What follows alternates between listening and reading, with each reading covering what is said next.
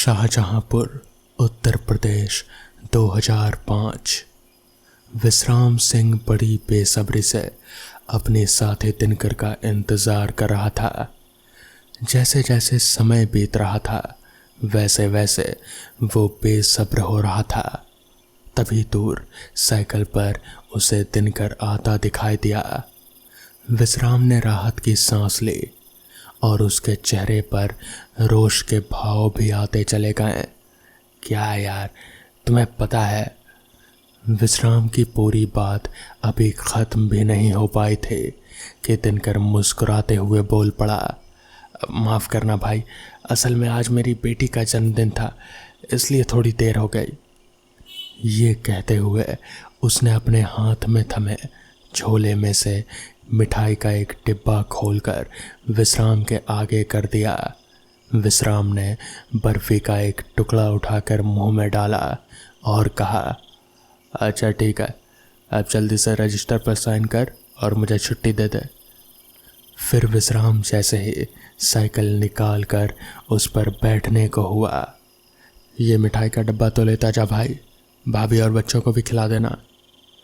दिनकर के हाथ से मिठाई का डब्बा लेकर विश्राम ने उसे झोले में डाला और जोरों से पैंडल मारता हुआ चल निकला। विश्राम सिंह शाहजहांपुर शहर के पड़ोस के एक गांव का ही रहने वाला था। लकड़ी का फर्नीचर बनाने वाले कारखाने पर वो और दिनकर नाइट शिफ्ट में सिक्योरिटी गार्ड थे। दिनकर भी उसके पड़ोसी गांव का ही निवासी था। विश्राम के परिवार में उसकी पत्नी, 2 बेटे और एक बेटी के अलावा माँ बाप भी थे जो विश्राम के बड़े भाई के पास रहते थे। एक बेटा चंदन बालिग हो चुका था और नीट की परीक्षा पास कर चुका था।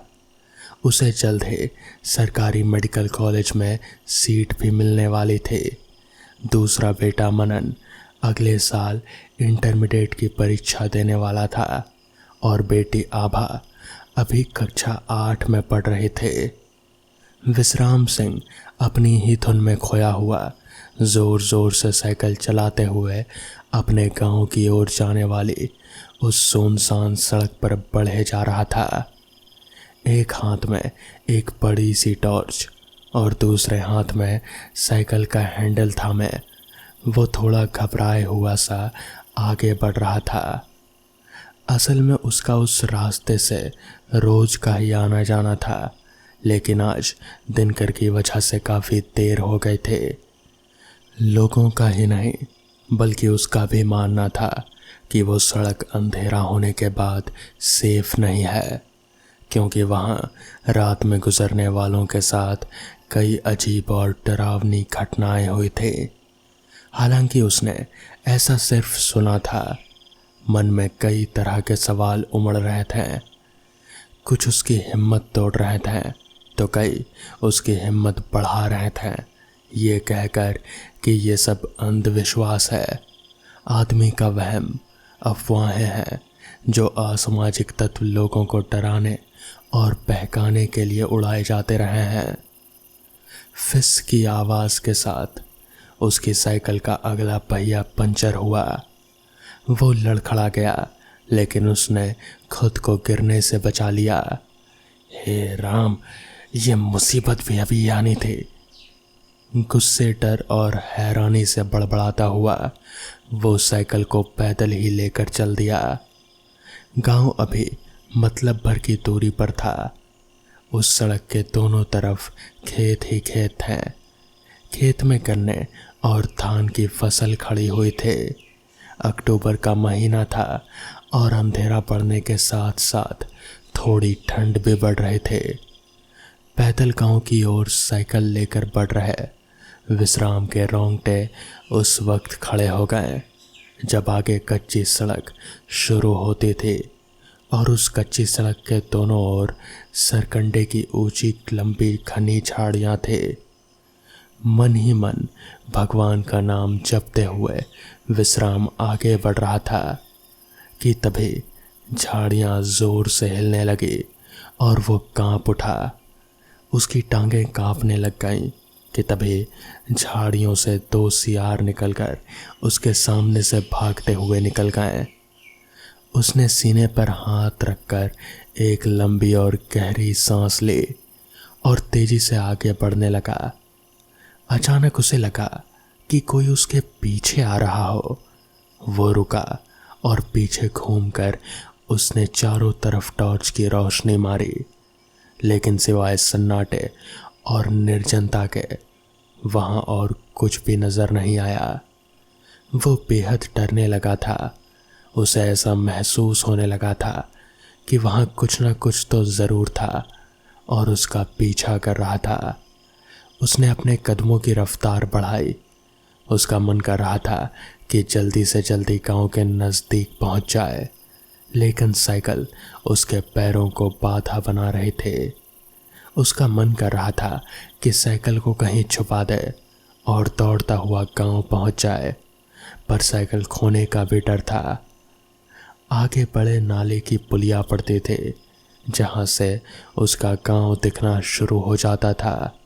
उस रोड और पुलिया के बीच में थोड़ी ऊंचाई थी, जिसकी वजह से साइकिल को लेकर चढ़ना विश्राम को हाँफने पर मजबूर कर रहा था। आज बहुत दिक्कत हो रही है। इतनी ऊंचाई भी नहीं कि साइकिल लेकर पुलिया पर चढ़ा जा सके। विश्राम को लग रहा था कि जैसे वो साइकिल के साथ साथ किसी और का भी वजन ढो रहा हो। पुलिया से उतरते ही ढलान शुरू हो जाते थे, पर फिर भी विश्राम को ऐसा लग रहा था कि जैसे साइकिल पर कई 100 किलो का वजन बांध दिया गया हो, या फिर जैसे कोई भारी भरकम इंसान पीछे बैठा हो। हाँफते कराहते विश्राम किसी तरह गांव तक पहुंच ही गया और फिर साइकिल समेत एकदम धड़ाम से नीचे जा गिरा। ऐसा लगा जैसे किसी ने एकदम से साइकिल को एक तरफ धक्का दे दिया हो। विश्राम धड़ाम से जा गिरा और फिर तभी उसे एक आवाज सुनाई दी, मिठाई दे वरना मारा जाएगा। ये आवाज सुनकर विश्राम को काटो तो खून नहीं, क्योंकि वहां आसपास और कोई भी नहीं था। तो फिर यह आवाज कहां से आ रहे थे? विश्राम समझ चुका था कि हो ना हो ये मामला कुछ तो गड़बड़ है। उसे कुछ भी समझ नहीं आ रहा था कि वो क्या करे। तभी वापस से आवाज आई, मिठाई देता है या फिर तुझे मारकर खा जाऊं। ये सुनकर अब तो विश्राम बहुत ज्यादा डर चुका था। उसने साइकिल के हैंडल पर से झोला खोला और फिर मिठाई को वहीं नीचे जमीन पर रख दिया।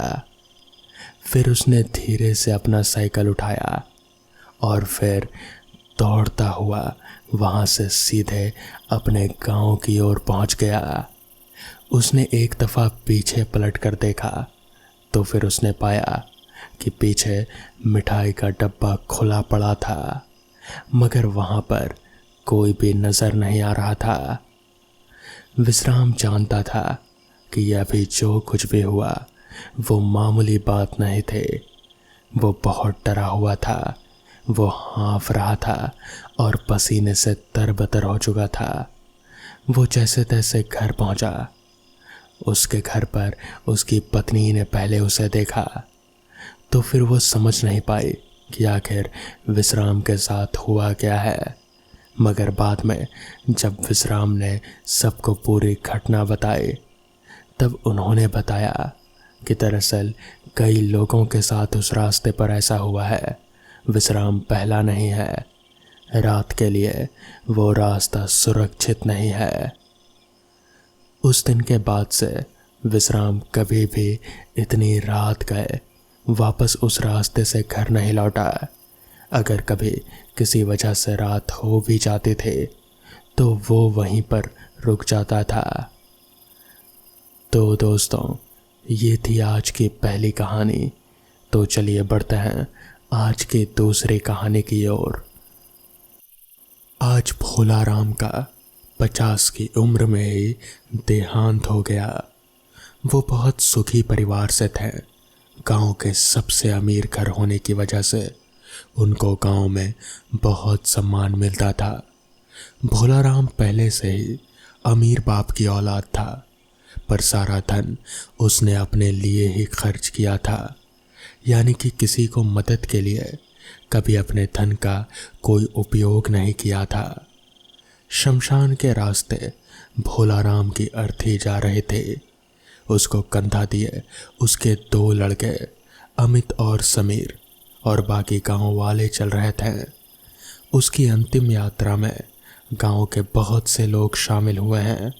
यूं तो कोई भी भोलाराम को पसंद नहीं करता था, पर भोलाराम के जाने के बाद उनके लड़कों से अच्छा व्यवहार रखने से शायद कोई लाभ हो, ये सोचकर भोलाराम के बेटों को सब लोग सांत्वना दे रहे थे।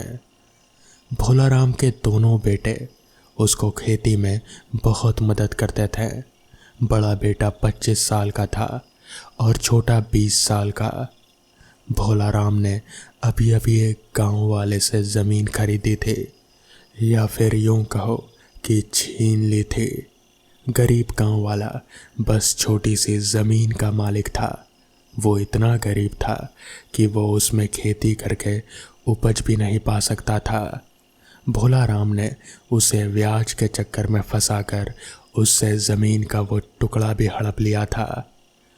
भोलाराम का रात को ज़मीन हड़पने के बाद ही बहुत ही भयानक सपने आते थे। वो नींद में ही चिल्लाने लगता था और फिर उठकर बैठ जाता। वो विधुर था। उसकी पत्नी की मौत कुछ सालों पहले ही हो चुकी थी, जिसकी वजह से वो कमरे में अकेले ही सोता था, जिससे उसका डर और ज़्यादा बढ़ जाता था। आखिरी रात को वो इतना ज़्यादा डर गया था कि उसको हार्ट अटैक ही आ गया और उसकी मौत हो गई। शमशान गांव से काफ़ी दूर था, जहाँ तहाँ राख बिखरी पड़ी थी और अधजली हड्डियाँ भी दिखाई पड़ती थी। शमशान का आकार काफ़ी बड़ा था, जैसे एक छोटे से खेत पर ही शमशान बना दिया गया हो। चिता को मुखग्नि देकर भोलाराम का बड़ा बेटा भी बाकी लोगों के साथ बैठ गया। छोटा बेटा सब लोगों को बीड़ी बांट रहा था, जो लोग हंसी हंसी जलाकर उसके कस ले रहे थे। अमित पूजा पाठ में ज़्यादा विश्वास रखता था। उसको भगवान पर काफ़ी श्रद्धा थी, जबकि समीर बस अपनी ही धुन में रहता था। वो बड़ा हो गया था, पर मन तो बच्चों की तरह ही था उसका। घर आकर समीर और अमित ने नहाया और लोगों के बीच बैठ गए। दोनों भाइयों को पिता के देहांत से काफ़ी दुख था। सब गांव वाले दोनों को सांत्वना दे रहे थे। दोनों ने सुबह से कुछ नहीं खाया था। अमित की पत्नी यानी समीर की भाभी ने समीर को थोड़ा सा समझकर भोजन करा दिया। भोलाराम के अंतिम दिनों का रहस्य कोई नहीं बता पा रहा था। कोई कहता था कि भूत प्रेत का मामला है, तो कोई कहता था मानसिक संतुलन हिल गया था। ऐसा बोलने वाले लोग थे जो बता रहे थे कि भोलाराम को उसके बुरे कर्मों की सज़ा मिली थी। कुछ दिन शोकमग्न रहने के बाद अमित और समीर कुछ नॉर्मल से हो गए। सब पहले जैसा चल रहा था। समीर अपना मन हल्का करने के लिए शहर जाना चाहता था, जिसको बड़े भाई अमित ने अनुमति दे दी। घर के पुराने नौकर चंदू चाचा, जो कि तकरीबन 60 साल के होने को आए थे, वो घर के काम अभी भी कर लेते थे। अमित ने उनको भोलाराम का कमरा खोलने को कहा। कमरा 2 दिन से बंद होने की वजह से हल्की बदबू से भर गया था। कमरे के बीचों बीच भोलाराम की चारपाई पड़ी थी। एक कोने में उसकी अलमारी थी, जिसमें शराब की बोतलें और सिगरेट रखे हुए थे। उसके कपड़े और पैसे जेवर भी सब कुछ रखे हुए थे। कमरे के एक कोने में काले पत्थर की लगभग 1 फुट लंबी एक मूर्ति पड़ी हुई थी। अमित ने उसका हाथ में लिया और वो पहचान नहीं पाया कि वो किसकी प्रतिमा है। ज़्यादा पुरानी होने की वजह से वो बहुत ही जर्जर हालत में थी। चंदू चाचा को पूछने पर उन्होंने बताया कि भोलाराम ने 1 हफ्ते पहले जिस गरीब आदमी की ज़मीन हड़पी थी, उसी के खेत से ये मूर्ति मिली थी, जो ज़मीन में खुदाई के वक्त निकली थी। ज़मीन शमशान के पास ही थी, या यूं कहें कि शमशान और उस ज़मीन के बीच कुछ छोटी छोटी झाड़ियाँ ही थी बस। अमित ने उस प्रतिमा को वहीं कोने में रख दिया और खेत की ओर चल दिया। भोलाराम के कमरे को एक नौकर को रहने को दे दिया गया, जो कि किसी वजह से उस कमरे में बस 2 दिन ही रह पाया। उसके बाद कमरा खाली करके भाग गया। उसको बहुत तेज बुखार आ गया और वो कुछ भी बोलने की स्थिति में नहीं था। बस उसके चेहरे पर डर ही नजर आ रहा था। अमित उस नौकर से मिला जो किसी भयानक अनुभव से गुजर चुका था। वो लगभग बेहोशी की हालत में था और बीच बीच में चीख दिया करता था। उसके परिवार वाले उसकी वजह से बहुत परेशान थे। अमित ने उसके परिवार को कुछ पैसे दिए और अपने घर आ गया। उसकी पत्नी ने पानी पिलाया और वो अपने कमरे में ये सब घटनाक्रम के बारे में सोचने लगा। उसको उस काली पत्थर की प्रतिमा याद आई। उसने भोलाराम का कमरा फिर खोला और उस प्रतिमा को ले जाने के लिए उस कोने की ओर देखा। पर आश्चर्य की बात यह थी कि वो मूर्ति वहां से गायब थी और सबसे पूछताछ करने पर मालूम चला कि किसी ने भी ये कमरा खोला नहीं था। अमित ने पूरे घर में देखा, घर के आसपास भी छान मारा, पर वो मूर्ति कहीं नहीं थी। वो शाम को पूजा के बाद अपनी पत्नी के साथ बैठा हुआ था। तभी किसी ने दरवाज़ा खटखटाया। यूँ तो शाम को दरवाज़ा खुला ही रहता था, पर आज चंदू काका ने बंद कर दिया होगा शायद। अमित ने दरवाज़ा खोला तो बाहर सिवाय ठंडी हवाओं के कुछ भी नहीं था। अमित को लगा शायद किसी ने मजाक कर दिया होगा। अमित का मन अभी शांत नहीं हुआ था। वो बाहर ही सोफे पर लेट गया। लेटे लेटे ही उसको कब नींद आ गई पता ही नहीं चला। ऐसा कहा जाता है कि जो भी आप दिन में देखते हो, रात को वही स्वप्न आपको आता है। अमित भी पूरा दिन पत्थर की प्रतिमा के बारे में ही सोच रहा था। उसने सपने में देखा कि वो किसी सुनसान जगह पर सोया हुआ है। वो उठकर देखता है तो वो वहीं शमशान वाली ज़मीन पर लेटा पड़ा था। वहाँ आसपास कोई नहीं था, मगर तभी अचानक से वहाँ पर उसके पिता भोलाराम आ पहुँचे। मगर वो जैसे अमित को देख ही नहीं पा रहे थे। भोलाराम उस किसान जिसकी वो ज़मीन थी, उस छोटे से किसान से बहस कर रहे थे और फिर उन्होंने बहस के दौरान ही उसकी ज़मीन हड़प ली।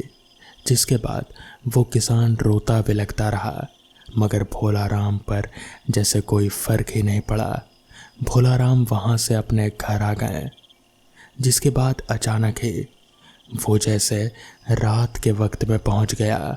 अमित ने देखा तो वहाँ पर आसपास रात का माहौल था। तभी अचानक से उस किसान की पत्नी वहाँ आ पहुँची। उस किसान की पत्नी ने थोड़ा सा खेत को खोदा और फिर उसके नीचे अपने साड़ी के पल्लू से निकाला वही मूर्ति जिसे अमित ने अपने पिताजी के कमरे में देखा था।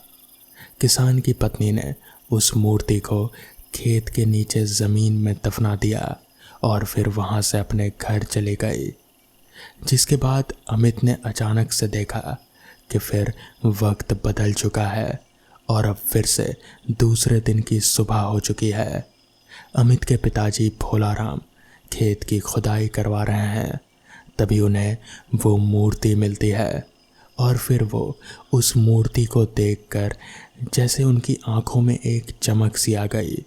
उन्होंने उस मूर्ति को अपने घर ले जाने की ठानी। तभी फिर से वक्त बदला।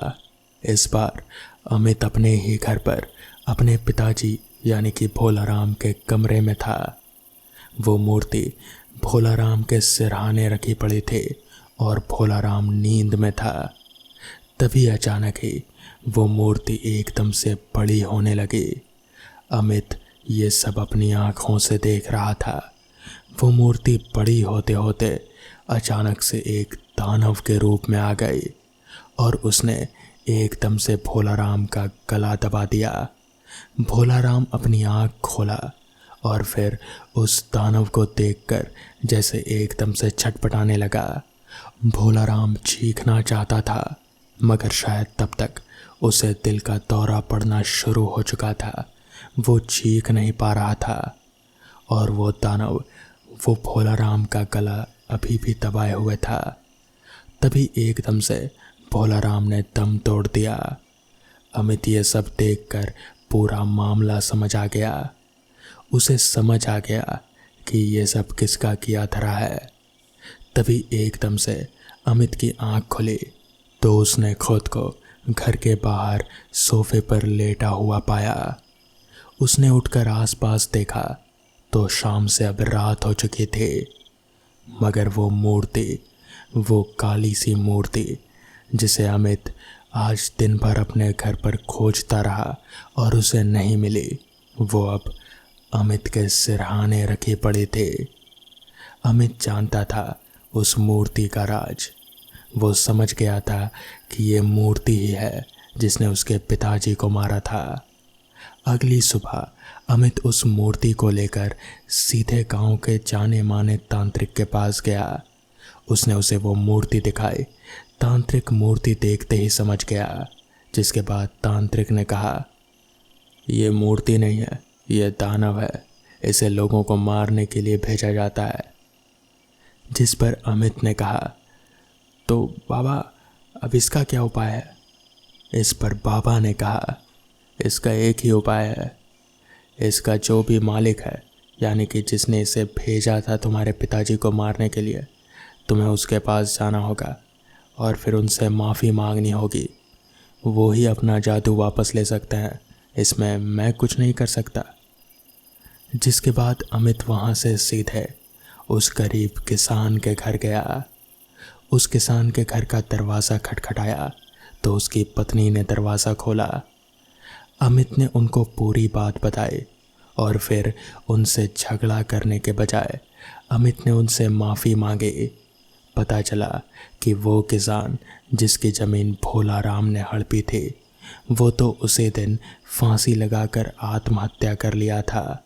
उसकी पत्नी ने उसी रात वो काला जादू गुस्से में आकर किया और भोलाराम को मारने की ठानी, मगर फिर उसकी पत्नी ने भी अमित से माफ़ी मांग ली, क्योंकि उसे भी ये सब करके कोई संतुष्टि नहीं मिली। जिसके बाद उसकी पत्नी ने अपना काला जादू वापस कर लिया।